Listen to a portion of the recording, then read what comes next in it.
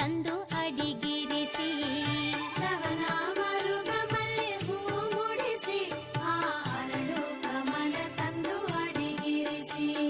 ಶ್ರೀ ಸಿದ್ಧಲಿಂಗರ ಹೆಸರಲ್ಲಿ ಅನ್ನದಾಸೋಹ